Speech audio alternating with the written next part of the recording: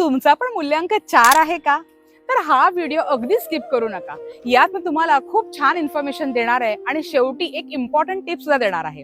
तुमचा मूल्यांक 4 म्हणजेच तुमचा वाढदिवस हा कोणत्याही महिन्याच्या 4, 13, 22 किंवा 31 तारखेला येतो तर तुमचा मूल्यांक 4 आहे. म्हणजेच तुम्ही राहू दर्शवता. राहूची लोक ही ट्रिमेंडस बुद्धिमान असतात, कारण राहूकडे आहे स्वतःचे डोळे आणि मेंदू म्हणजेच बुद्धी. त्यामुळे राहूची लोक खूपच हुशार असतात. पण यांचा स्वभाव थोडा इतरांपेक्षा वेगळा असल्यामुळे यांच्या बरोबर मैत्री कोणी टिकवून जास्त ठेवत नाही. राहू यांना जर करिअर क्षेत्रामध्ये बघायचं असेल तर राहूच्या लोकांनी IT क्षेत्र तसेच बिझनेस कोचिंग या मार्गाकडे जावं.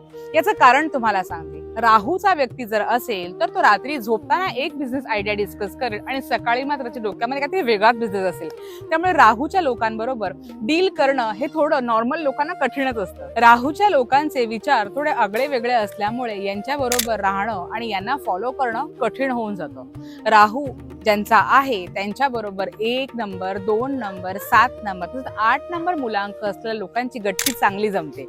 राहूवाले सतत कोणत्या ना कोणत्या गोष्टीमध्ये स्वतः गुंतलेलेच असतात आणि स्वतःचे मार्ग सोडूनच कोणत्या तरी वेगळ्याच गाडीत बसताना तुम्हाला दिसतात. सगळ्यात महत्त्वाचं सांगायचं झालं तर राहू हा आपल्या हाताच्या बरोबर सेंटरमध्ये बसलेला असतो. त्यामुळे राहूच्या लोकांनी आपले हात नेहमी स्वच्छ ठेवायचे असतात.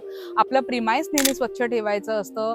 आपल्या बरोबर कोणत्याही फाटक्या तुटक्या गोष्टी कॅरी करायच्या नसतात. बंद पडलेलं घड्याळ, तुटलेली स्क्रीन मोबाईलची ह्यांचा वापर राहूच्या लोकांनी कधीच कंटिन्यू करू नये. त्यांना खूप त्याच्यामुळे लॉस होऊ शकतो.